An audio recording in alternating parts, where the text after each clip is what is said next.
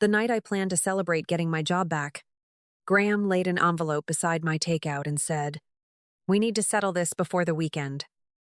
My hiring email glowed on the phone beneath my hand, though he had no idea what it meant. Inside was a marital settlement agreement signed by him, offering me a fixed payment, my belongings, and a deadline to leave our house. He spoke as if confirming a delivery window, not ending a marriage. Then he added, "Marlo will move in after you're gone.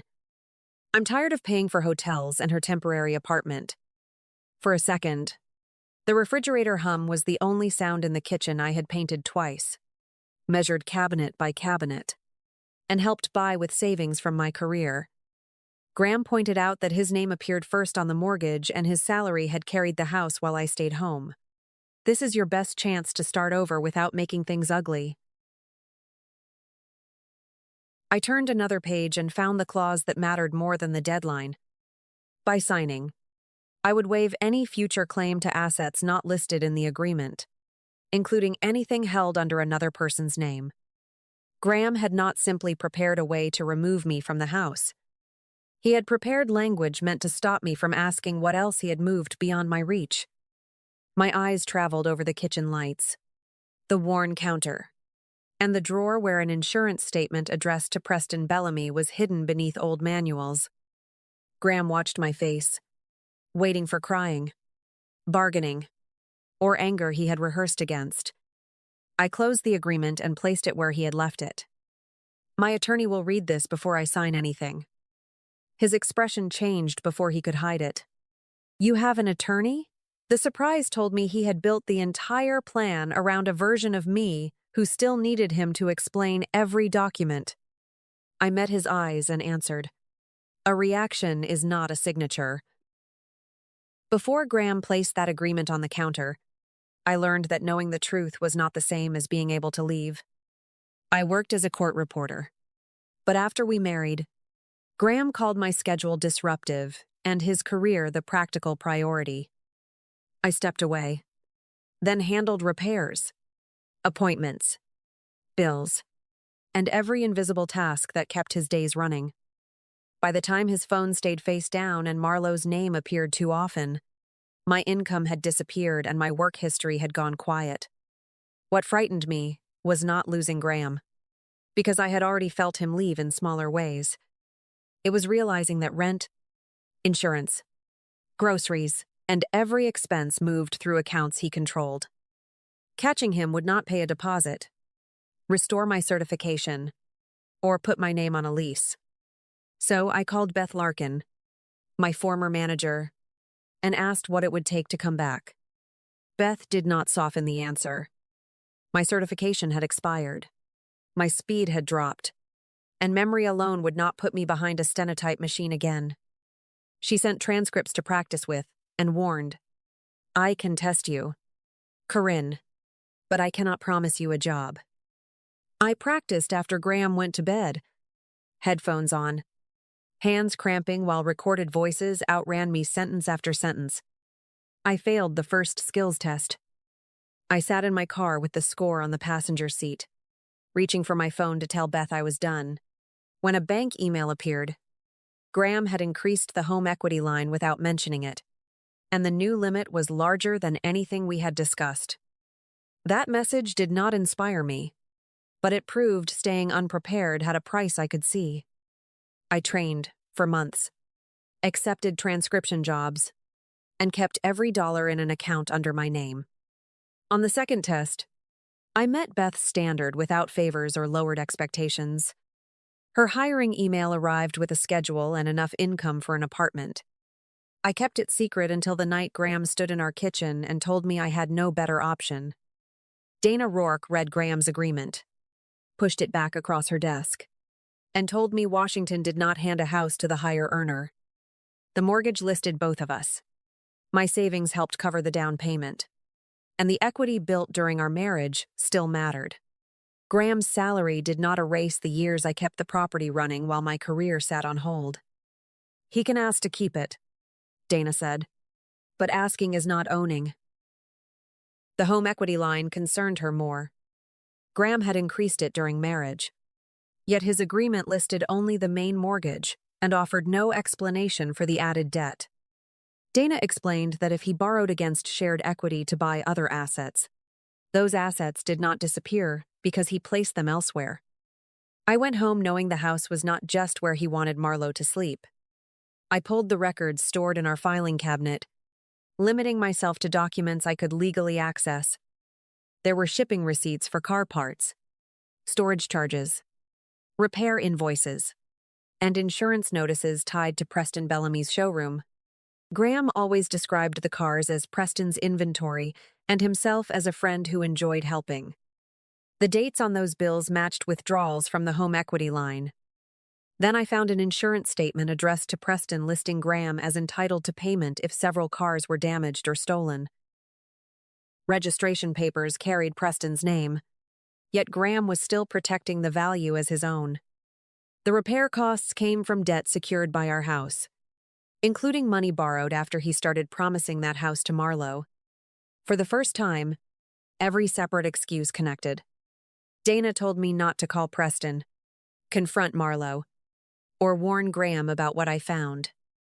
She wanted financial disclosure, bank records, insurance files, and showroom contracts before anyone could rewrite the story. I agreed, even though walking past our empty garage now tightened my stomach. Graham once said we could not afford to turn the spare room into an office, while the house quietly paid to rebuild cars he claimed were not his.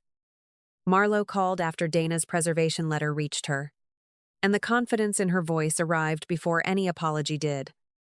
Graham told me your marriage was over long before I met him, and that you already agreed to leave the house. She spoke like someone defending a decision she had rehearsed until it sounded reasonable. I let her finish, then asked one question. When did he say I signed? I heard keys tapping while she searched their messages. Then her breathing changed when she found the date. Graham had written that I accepted every term before the night he placed the agreement on our kitchen counter. That can't be right, she murmured, reading it again as if the words might rearrange themselves. They did not, and neither of us filled the silence that followed. Marlowe admitted Graham had promised the house would become theirs once I moved out. He had shown her cabinet samples, asked her to choose a bedroom color, and said several restored cars would pay for renovations and remaining debt. He told me you never cared about the place, she added, softer now. I looked at the hands that had painted those walls and said, he knew exactly who cared for it. She also confirmed that car parts had been delivered to her company's warehouse because Graham did not want packages arriving at home. More than once, he had called the cars the money that would fund their future together. Marlowe was not innocent, but the dates in her own messages proved she had been sold a finished story before I was even given the first page. That evidence mattered more than anything either of us felt. Near the end, Marlowe asked whether I planned to keep the house, only to stop her from moving into it. I haven't decided whether I'll keep it or sell it, I answered, because that part was true. What I had decided was simpler. Graham would not borrow against my share. Hide what the money bought, then offer the result to someone else. She stayed quiet long enough for me to know the house no longer looked like a prize. Graham entered mediation, carrying the same version of our marriage he had written into his agreement. His attorney argued that the house should remain with him because his income could support the mortgage, while I could not maintain it alone. The fixed payment, he insisted, gave me a clean exit and enough money to rent somewhere suitable. Dana placed my employment letter beside the agreement and answered, Corinne is not asking you to predict her future. She already has one. Then Dana moved to the home equity line. Bank records showed that money borrowed against our house had paid for car purchases, restoration work, storage, and insurance.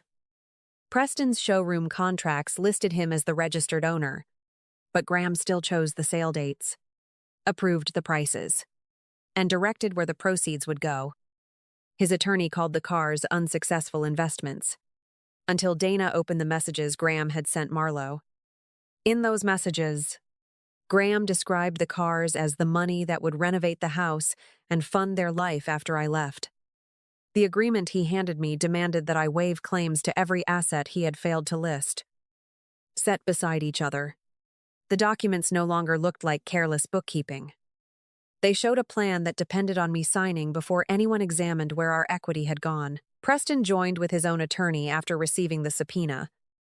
He admitted Graham remained in control and claimed the transfers were only meant to keep the cars available for sale during the divorce. Graham turned toward me, his voice tightening as he accused me of preparing for years to destroy him. I kept my hands on the table and answered, "I did not borrow against the house, move the titles, or promise our home to someone else."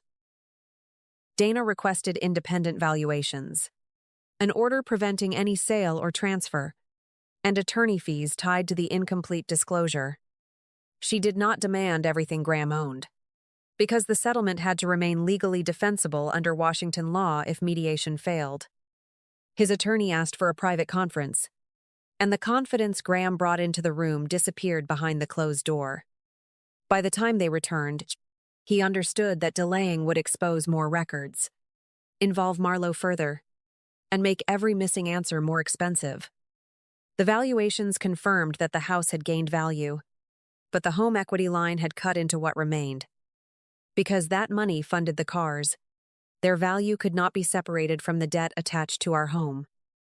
Graham could not keep the house, leave the loan inside the marriage, and call the cars Preston's property. Dana made sure every number returned to the same place it started. The settlement allowed Graham to keep the house only if he refinanced it by the deadline and paid me my share. I received my portion of the home equity, the cars, and our joint accounts, along with part of the attorney fees caused by incomplete disclosure. If he failed to refinance, the house would be listed for sale. "You wanted the house," Dana reminded him. "So now you have to afford it honestly." I chose not to keep it. I did not want my income tied to a mortgage, a larger payment, and rooms Graham had turned into leverage. I took the value that belonged to me and rented an apartment near Beth's office, with enough space for a workroom. Leaving did not mean he had won the house. It meant I no longer needed it to prove I had survived him. Marlowe received a formal warning after her company learned its warehouse had been used for Graham's shipments. She kept her job, but lost approval, authority, and several major accounts, consequences tied to what she had allowed. Graham urged her to move in after I left, speaking as though an occupied bedroom would restore what mediation had taken. When she asked how much equity remained and whether the cars would be sold, he changed the subject. That answer was enough.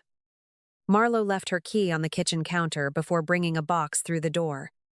Graham kept the house, but the woman he promised it to no longer saw it as a future. She saw the debt, missing answers, and the same careful voice that had made every lie sound settled. Preston turned over showroom records after his attorney warned that incomplete testimony could create more trouble than the transfers. He returned consignment fees, removed his name from remaining cars, and confirmed Graham controlled every sale decision. Cooperation did not make Preston innocent, but it kept one bad choice from becoming larger legal trouble. Graham blamed him for careless paperwork, and their friendship ended before the final document. Marlowe did not ask for forgiveness or try to become my ally. She moved into a lower role, accepted tighter supervision, and began rebuilding the reputation she had risked for Graham. Before cutting contact, she sent Dana emails showing Graham planned her move before I knew he wanted a divorce. Those messages closed the gap between what he promised her and what he concealed from me. Graham refinanced the house, but the higher payment and settlement forced him to sell most cars. Preston stopped taking his calls. Marlowe never moved in, and the rooms he offered her stayed as I left them. He still had his job, his house, and the share the law allowed him to keep. What disappeared was the part of my life he had already counted as his. He called after the transfer cleared and told me I had taken everything while he had only tried to build a future. I looked around my apartment. At the desk, steno-type machine, and lease carrying my name. Then answered, "You still have what belongs to you." His breathing tightened before he asked what that meant. "You lost what you tried to take from everyone else." Dana closed the file once payment, title correction, and reimbursement were complete. She offered me Graham's agreement, but I left it in the folder where it belonged. That paper had once been written to decide what I could keep and how quickly I had to disappear. By then, it was proof that I had stopped letting his version of my life become the official one. Months later, Beth assigned me a deposition involving property that one spouse claimed did not belong to the marriage because his name was missing from the title. The sentence landed close to something Graham had once said, but I did not stop or look up. I placed my hands on the stenotype machine and captured every word exactly as it was spoken. No one in that room knew how much those words had once cost me. The work did not heal me through some dramatic moment. It gave me steady pay, a clear schedule, and proof that my skills had returned because each transcript passed review without correction. When Beth confirmed I had completed probation, she slid a new calendar toward me and said, "You earned the harder assignments." I carried it home knowing nothing on those pages depended on Graham's approval anymore. My apartment was smaller than the house, but the second room held my machine, my desk, and morning light across the floor. No one asked why I needed the space or whether my work deserved an entire room. Through a coworker, I began seeing a man who never treated my independence like distance. The first time plans changed, he called and asked, "Does this still work for you?" Instead of deciding for both of us, what grew between us stayed quiet and steady, without rescue or promises made from someone else's property. The final settlement notice arrived while I was finishing a transcript at my kitchen table late one afternoon. I read every line, placed it in the drawer, and returned to work while coffee brewed beside me. My apartment key remained in my pocket. The lease remained in my name, and love no longer required me to surrender either one, without asking anyone else for permission. Some endings arrive through honest work, a safe home, and love that never asks you to shrink. Wherever you are rebuilding, keep choosing what is real. Peace may look different from the life you once planned. It can still become the life you deserve, one steady choice at a time.